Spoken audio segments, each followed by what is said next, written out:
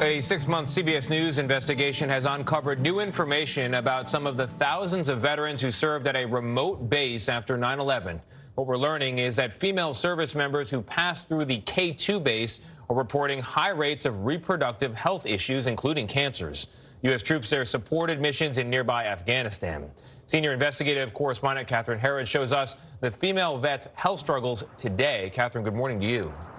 Well, Tony, good morning. Based on our earlier reporting, the acting Secretary of Defense, Chris Miller, drafted an executive order that would open the door to medical help and financial relief. The need is especially acute for women who served at the base. Man, I'm just trying to get through.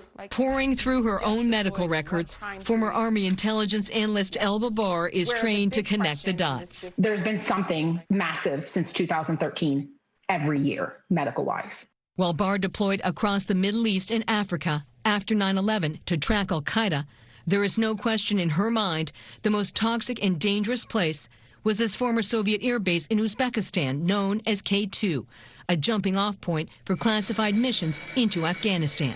K2 was, to me, a base that should have never been a base. Hazards, signs everywhere where your hazards were. The 41-year-old mother of two blames the 4 months she spent at K2 for her chronic reproductive health issues. I had cervical issues, continued to having severe pain, endometriosis, had to have a partial hysterectomy. Last year, I had both of my ovaries removed, and they found onset stage 1 cancer. Barr is one of more than 200 female K2 vets who flooded this Facebook page. The nonprofit that tracks these cases says 40% self-report at least one miscarriage. 8% report breast or uterine cancers, and 30% report ovarian cancer or related issues. Data that brought Barr to tears. That's horrifying. A CBS News investigation revealed soil saturated with jet fuel, oil, and lubricants, radiation warnings, as well as prior use of chemical agents.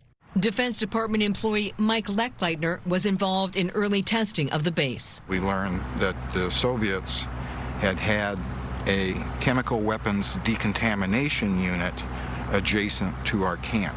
These 2003 images obtained by CBS News showed the base was also a dumping ground for used chemical weapons equipment. This protective gear, including face masks to block chemical agents, was found within walking distance of Tent City, where troops worked and slept. What was the impact of the CBS News investigation for you? Life-changing. I've spent the better part of 10 years wondering, am I going crazy?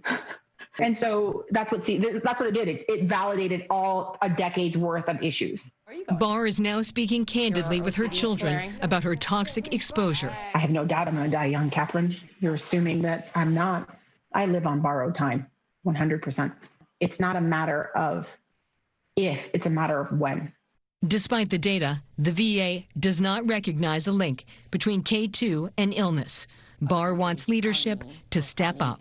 If you ask us, we'll do it again in a heartbeat. And all we are asking for is we upheld our end of the deal, and it's on the VA and it's on the Department of Defense to hold up theirs. The executive order was in its final stages when the Capitol was overrun by rioters last week. The K2 Vets Group is hopeful it will still get signed by President Trump, though they are reaching out to the Biden team in case there's no action before the 20th. Tony? And we'll hold up our end of the deal, which is to continue to shed light on stories like this one. Catherine, thank you very much.